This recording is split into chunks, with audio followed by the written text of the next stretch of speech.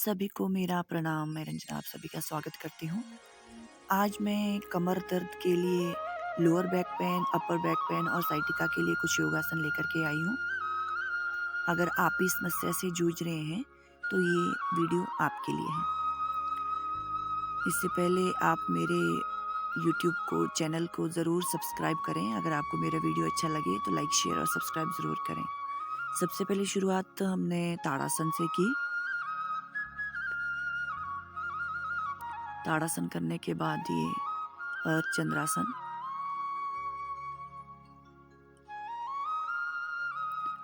और उसके बाद वीरभद्र आसन स्थिति में करेंगे। अपने पैरों को थोड़ा सा खोल के राइट पैर को अपनी राइट साइड को मोड़ के, लेफ्ट पाँव वैसे ही रहेगा और हल्का सा अपने आप को बेंड करके हाथ को ऊपर की तरफ नमस्कार मुद्रा में ऊपर की तरफ ले जाएंगे, सिर के ऊपर। फिर दूसरी तरफ को भी ऐसे ही लेफ्ट पैर को लेफ्ट की तरफ मोड़ेंगे और हल्का सा बेंड होके पीछे की तरफ थोड़ा सा मुड़ के दोनों हाथों को जोड़ के कुछ देर इस स्थिति में रहे।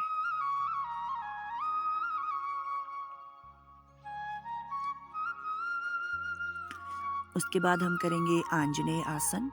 ये भी लगभग इसी तरह का है। एक पैर को जमीन पर इस तरह से रखेंगे और दूसरे पैर को थोड़ा सा जमीन से ऊपर टिका के बैलेंस बना के हाथों को ऊपर जोड़ेंगे। उसके बाद हम करेंगे अश्व संचालन आसन। इसी स्थिति में रहेंगे, बस हाथ आपके जमीन की तरफ रहेंगे और ऊपर की तरफ को देखना है। श्वास भरनी है और श्वास छोड़ देनी है जब आप आगे की तरफ को आएंगे। उसके बाद पर्वतासन।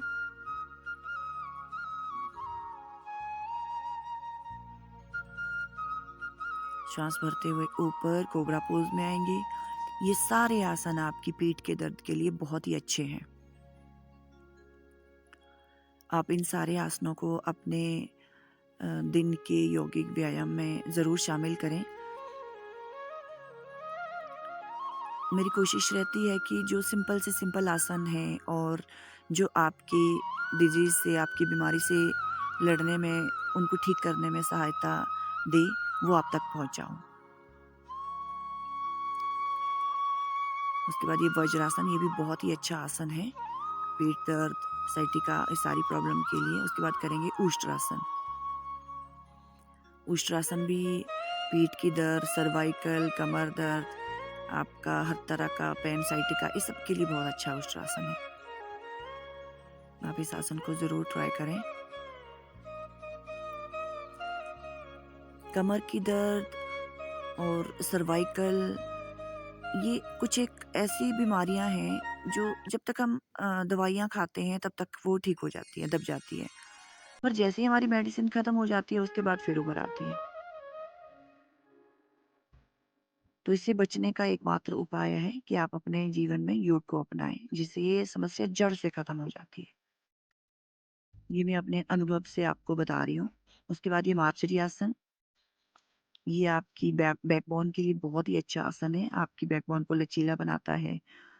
उसमें अगर किसी भी तरह की प्रॉब्लम आ रही है तो उसको ठीक करने में भी ये सहायक है। पेट के दर्द के लिए, सर्वाइकल के लिए ये बहुत ही अच्छा आसन है।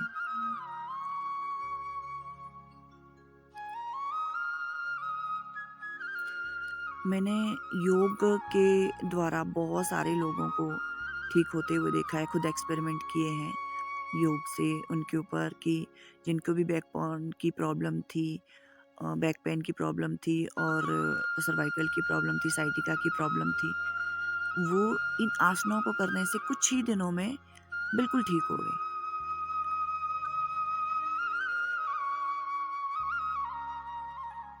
ये एक भुजंग आसन का ही एक रूप है। इस तरह से आप लेटें और एक हाथ के ऊपर दूसरा हाथ रखें और फिर ऊपर कोबरा पोज में आए। और ये है तिर्यक भुजंगासन। भुजंगासन में आएंगे और फिर अपने राइट साइड के पैर की तरफ को देखेंगे, फिर वापस जाएंगे और फिर लेफ्ट साइड की पैर की तरफ देखेंगे।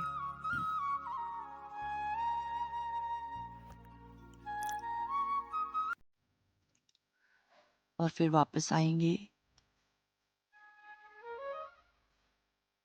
उसके बाद अपने हाथों को इस तरह से बांधें। यह है विपरीत नौकासन। पैरों को उठाना है और हाथों को पीछे की तरफ बांध के सिर को भी ऊपर की तरफ उठाना है। ये भी बहुत अच्छा आसन है आपकी पीठ के दर्द के लिए। और ये धनुरासन। अगर आप इन सारे योगासनों को करना शुरू करेंगे, आप कुछ ही दिनों में देखेंगे 5 से 7 दिनों में आपको फ़र्क नज़र आएगा। आपकी कमर दर्द बिल्कुल ठीक हो जाएगी लगभग 1 महीने में। उसके बाद थोड़ी देर शवासन में लेट जाएँ और फिर करेंगे अर्धचलवासन। अपने हाथों को इस तरह से रखेंगे और धीरे-धीरे एक-एक पैर को ज़मीन से ऊपर लेके आएँगे। जहाँ तक आपकी क्षमता हो वहाँ तक पैर को उठाना है। एक पैर से, फिर दूसरे पैर से।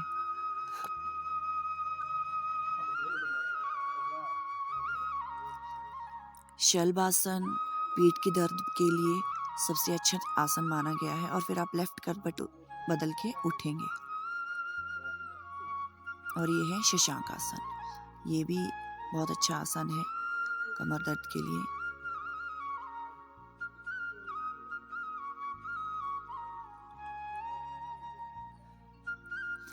पर जिनको बहुत ज़्यादा तकलीफ हो वो आगे झुकने वाले आसन ना करें, वो केवल पीछे की तरफ झुकने वाले आसन ही करें जिनको कमर में बहुत ज़्यादा प्रॉब्लम है। उसके बाद आप प्राणायाम ज़रूर करें। सबसे पहले शुरुआत करेंगे हम कपालभाति से। कपालभाति एक बहुत ही अच्छा प्राणायाम है। जिनको भी गैस्ट्रिक की समस्या रहती है या अपच की समस्या रहती है या आपके पेट के अंदर जितने ऑर्गन्स हैं उन सब की एक्सरसाइज अच्छे से हो जाती है। इसको भी आप 15 से 20 मिनट करें और उसके बाद अनुलोम विलोम करें।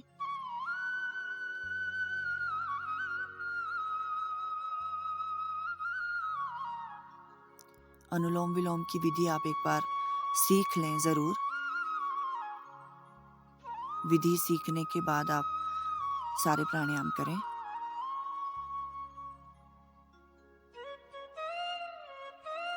उसके बाद करेंगे भ्रामरी। अपनी बीच वाली 2 उंगलियों से आंखें ढकेंगे और आपकी जो इंडेक्स फिंगर है वो आपके आईब्रो के ऊपर रहेगी। और उसके बाद एक गहरी लंबी सांस भरेंगे। फिर नाक से भंवरे की तरह गुंजार करेंगे।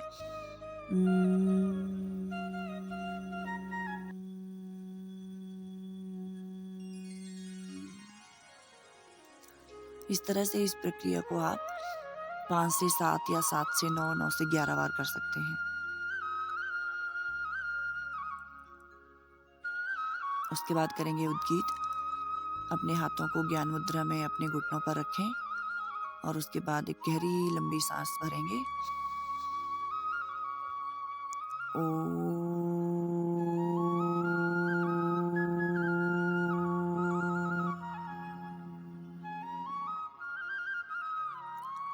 इस तरह से आप ओम का उच्चारण करेंगे और ओम का उच्चारण करने के बाद आप कुछ देर आंखें बंद करके ऐसे इसी स्थिति में बैठे रहें और अपने अंदर जो प्राणायाम योगा करके ऊर्जा बह रही है उसको महसूस करें। उसके बाद अपने हाथों को रब करके अपनी आंखों पर लगाएं।